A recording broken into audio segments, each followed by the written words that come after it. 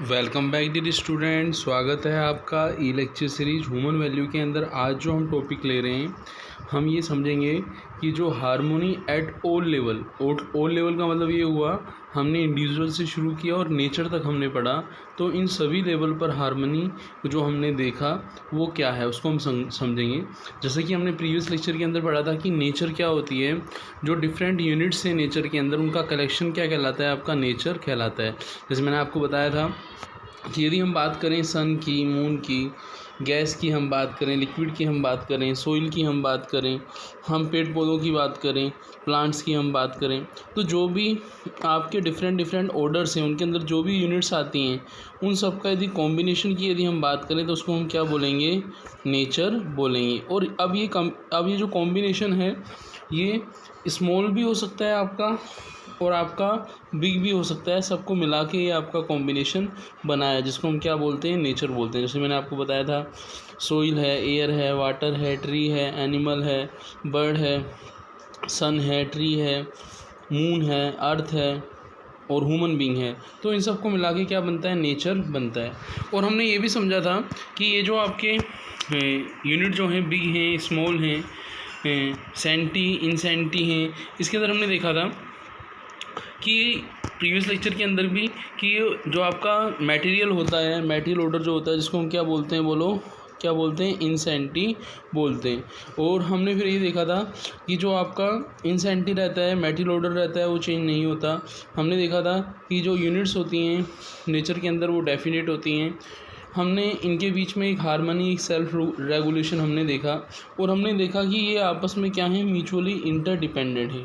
ये आपस में क्या है, म्यूचुअली इंटरडिपेंडेंट है, इनके बीच म्यूचुअल फुलफिलमेंट है।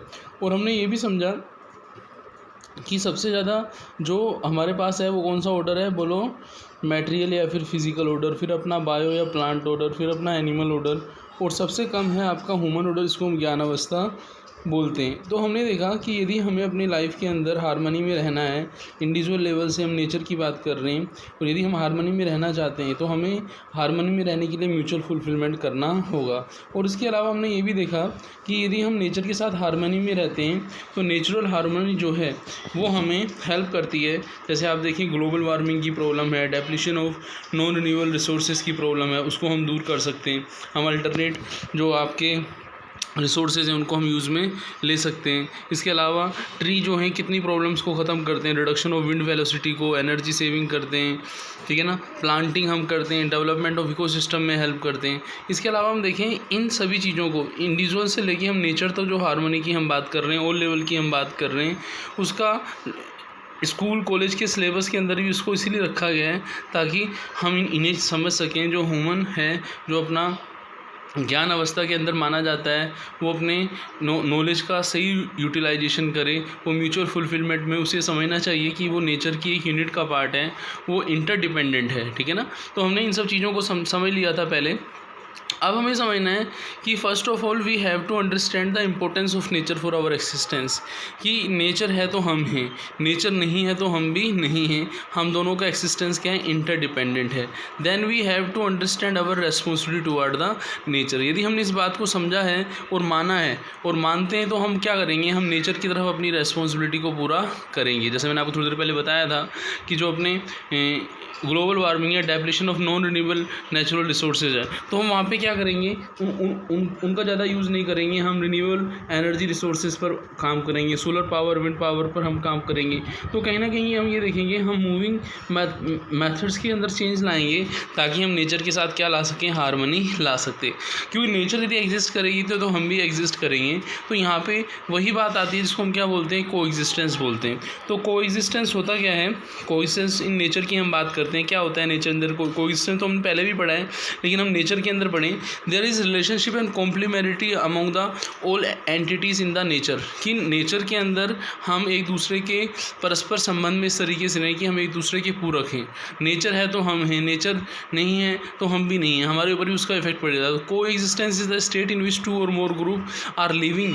हम देखें 2 और मोर ग्रुप मतलब यहाँ वो जहाँ पे जो 4 ऑर्डर हैं, तो बाकी 3 ऑर्डर थे वो तो म्यूचुअल फुलफिलमेंट कर रहे हैं, लेकिन जो अपना ह्यूमन है वो कहीं ना कहीं म्यूचुअल फुलफिलमेंट नहीं कर रहा, वहाँ डिफरेंस आ रहा रहा है, वहाँ कॉन्फ्लिक्ट हो रहा है, उस कॉन्फ्लिक्ट को हमें सोल्व करना होगा। यदि हम उसको कॉन्फ्लिक्ट को सोल्व करेंगे तो नेचर में और हमारे बीच जो है म्यूचुअल फुलफिलमेंट होगा, इंटरडिपेंडेंस होगी, तो हम कहीं ना कहीं लंबे टाइम तक सर्वाइव कर पाएंगे। अपनी आने वाली पीढ़ी के लिए भी हम क्या नेचुरल चीज़ें रख सकेंगे जो उनको हम एज ए गिफ्ट देंगे। जैसा कि हम देखें तो हमारी जो पीढ़ी है, हमारी पीढ़ी से जो पहले वाली पीढ़ी थी, हमारे दादाजी हैं, परदादा जी हैं, जो भी हैं, उन्होंने हमारे परिवार के अंदर एक हारमोनी सी रखी हुई है। तो ऐसी उन्होंने नेचर में भी हारमोनी के लिए पहले के टाइम में लोग पेड़ पौधे कितने लगाते थे, नई जनरेशन को पेड़ पौधों के साथ जोड़ते थे, लेकिन आज वो चीज़ देखने के लिए नहीं मिलती। हम उसको जनरेशन गैप बोलते हैं कि जनरेशन गैप आ गया, जबकि जनरेशन गैप आया नहीं, हमने वो किया है, हम इग्नोर कर रहे हैं, हम कहीं ना कहीं नेचर के साथ म्यूचुअल फुलफिलमेंट नहीं कर रहे हैं।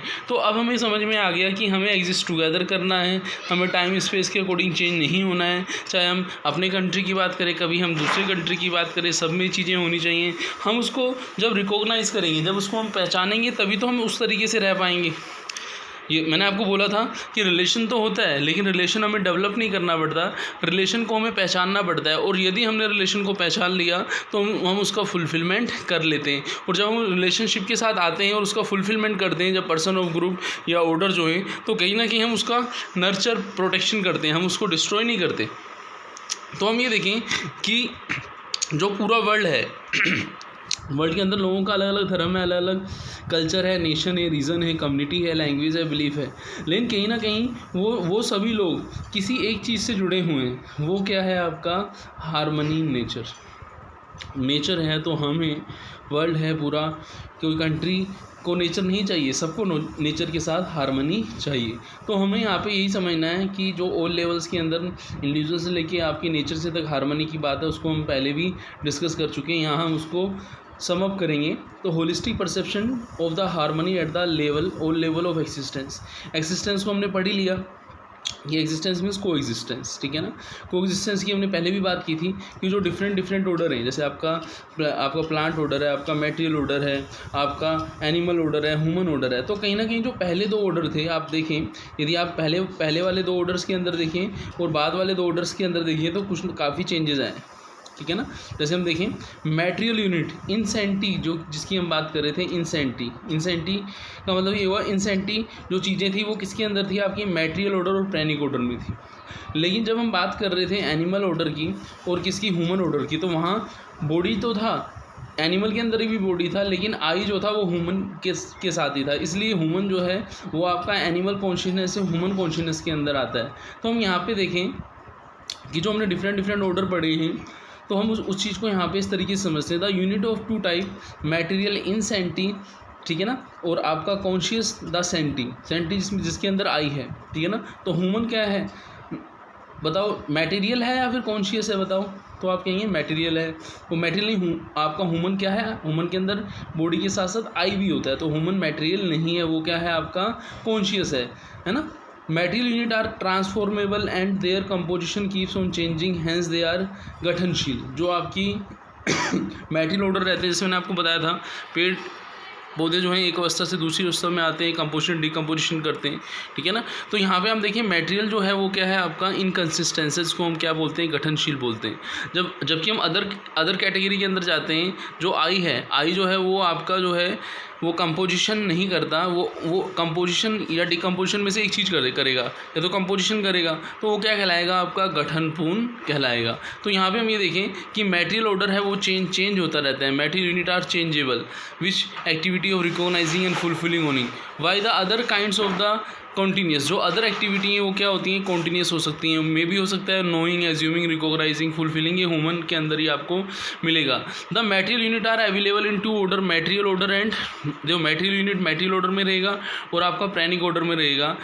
इन द मटेरियल ऑर्डर एटम, ये हमने पहले पढ़ाई था कि एटम जो है मिलके क्या बनाते हैं? मोलिक्यूल बनाते हैं, ठीक है ना। उन चीज़ों को मोलिक्यूल से मोलिक्यूल स्ट्रक्चर बनती है, इस स्ट्रक्चर से हम क्या बनाते हैं? फ्लूइड बनाते हैं, फ्लूइड से न्यूट्रिशन बनते हैं, न्यूट्रिशन ट्रांसफॉर्मेशन से आपके प्रेनिकोडर बनता है, प्रेनिकोडर्स जो है प्लांट से, सेल से प्लांट्स बनते हैं, एनिमल बॉडी बनती है, ह्यूमन बॉडी बनती है। वो चीज़ें हमने प्रीवियस लेक्चर के अंदर वहाँ पे कंफर्म कर ली थी कि कैसे हम जो एटम से हम आपका एनिमल बॉडी, ह्यूमन बॉडी या प्लांट की जो हम बात कर रहे हैं, इस चीज़ को हमने पहले कवर कर लिया था।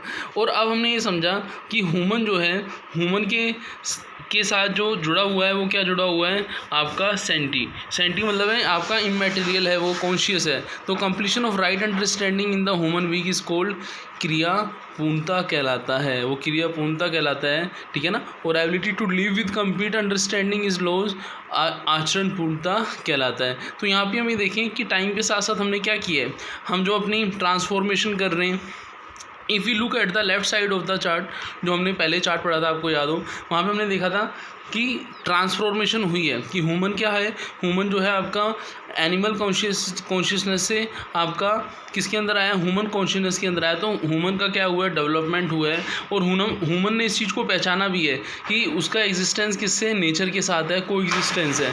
वहाँ पे दोनों के बीच में क्या है, हारमनी होनी चाहिए। यदि हारमनी है तो वो चीज़ आगे डेवलप होगी। इस चीज़ को हमने पहले भी समझा था। तो इस लेक्चर के अंदर हमने देखा कि हारमनी जो ऑल लेवल पर है वो कैसे होती है।